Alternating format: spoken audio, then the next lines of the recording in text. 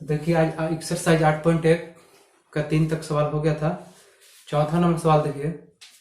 चौथा नंबर सवाल है कि यदि 15 cot a बराबर 8 हो तो साइन ए और सेक ए का मान ज्ञात करें। आपके पास दिया हुआ है 15 cot a बराबर 8, तो साइन ए और सेक ए का मान ज्ञात करना है। 15 cot a बराबर 8, ठीक है। तो cot a 15 इधर मल्टीप्लाई में है, उधर जाकर डिवाइड हो जाएगा, तो 8/15 हो जाएगा। अब cot थीटा के फॉर्मूला हम लोग जानते हैं, cot a बराबर होता है आधार बटा लंब, आधार बटा लंब 8/15।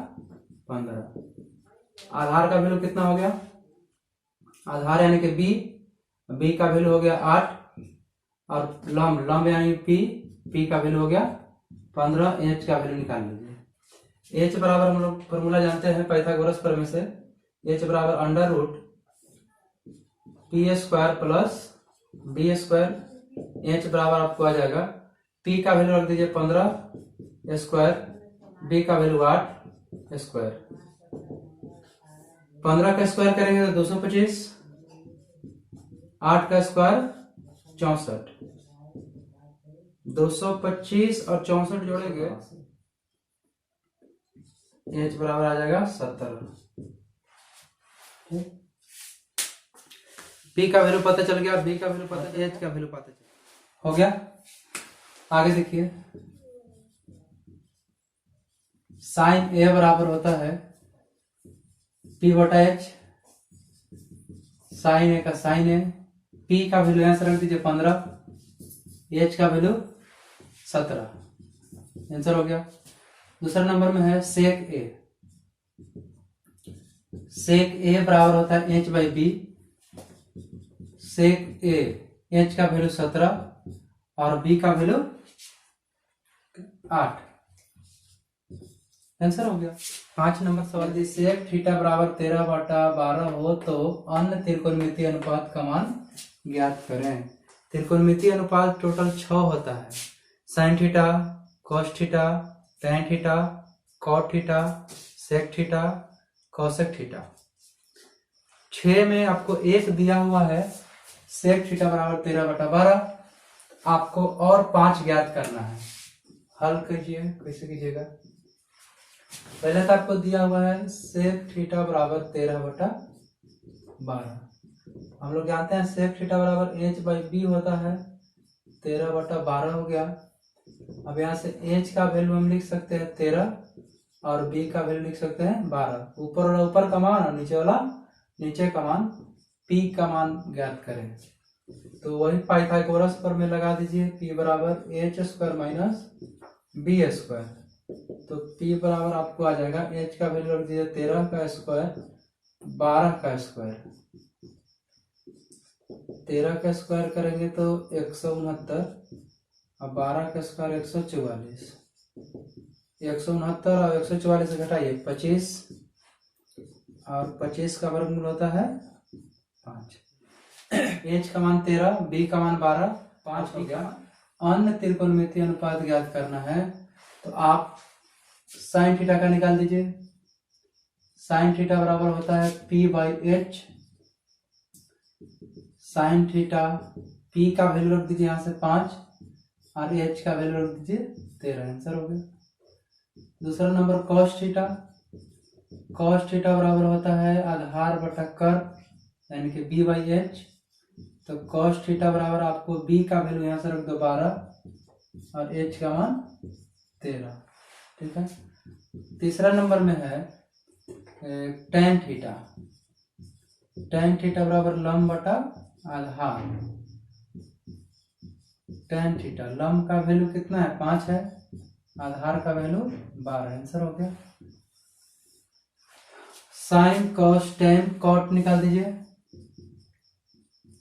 कॉट थीटा बराबर आधार बटा लंब।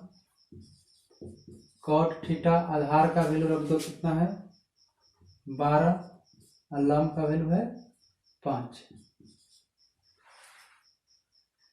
सेक थीटा का मान दिया हुआ है, कोसेक थीटा का मान निकाल दीजिए।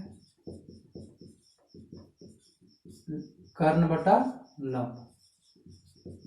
कोसेक थीटा कर्ण का मान 13, लंब का मान 5।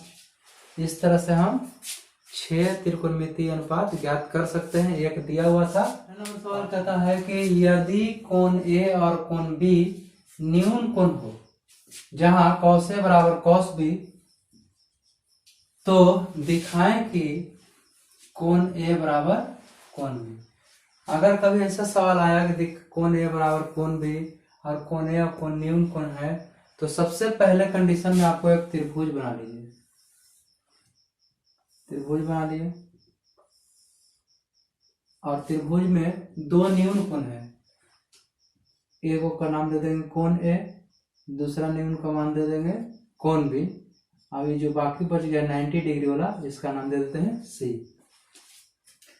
हो गया त्रिभुज एबीसी, जिसमें कोण ए और कोण बी न्यून कोण है। चलिए, जहां दिया हुआ है कॉस ए बराबर cos B, given cos A बराबर कॉस बी। ठीक है, हल कीजिए तो आपको निकालना पड़ेगा कॉस ए का वैल्यू। तो कॉस ए का वैल्यू कहां से रखेंगे? यहां से फिगर के अनुसार रखेंगे। कॉस ए बराबर फॉर्मूला होता है आधार बटा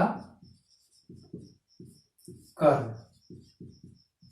ठीक, कॉस ए आधार का वैल्यू, तो ए कहेगा तो ए के सामने वाला लंब हो गया, तो आपको आधार हो जाएगा एसी और कर्ण हो जाएगा ए बी।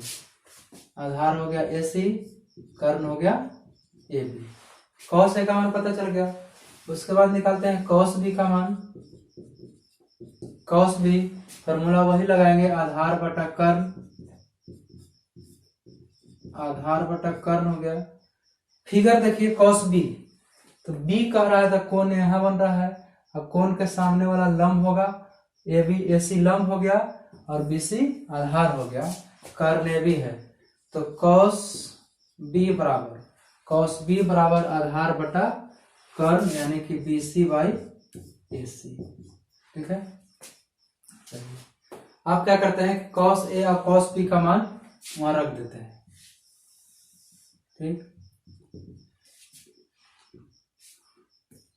आपको दिया हुआ क्या था, कॉस ए बराबर कॉस बी।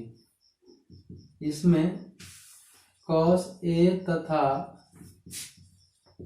कॉस बी का मान रखने पर, चलिए रख दीजिए। कॉस ए का वैल्यू कितना आया है? कॉस ए का वैल्यू आपको आया है एसी बटा ए बी, बराबर कॉस बी का मान आया है बीसी बटा एसी।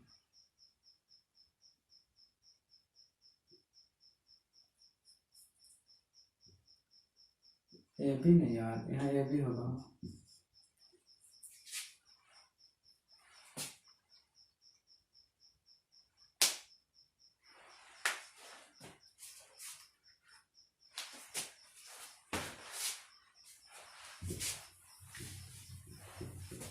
ठीक है, कॉस ए का मान पता चल गया एसी बटा ए बी। कॉस बी का मान देखिए, कॉस बी आधार बटा कर्ण, आधार बटा कर्ण। कॉस बी आधार कॉस बी, तो बी के सामने वाला लंब हो गया, आधार हो गया बीसी और कर्ण हो गया ए बी। आधार हो गया बीसी, कर्ण हो गया ए बी। ठीक, इसके बाद लिखेंगे कॉस ए और कॉस बी का मान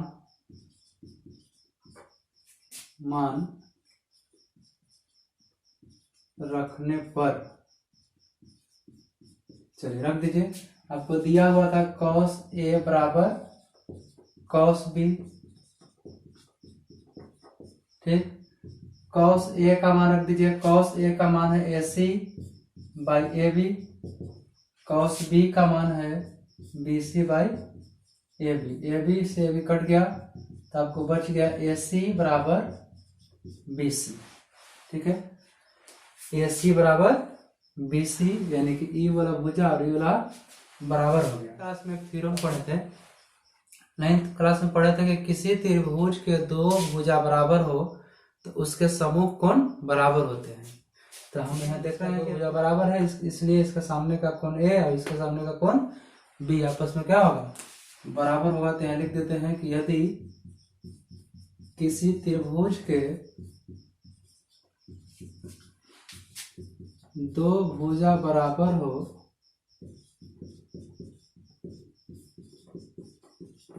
तो उसके समूह कोण भी बराबर होते हैं, बराबर होता है। इसलिए कोण A बराबर कोण B प्रूव्ड है।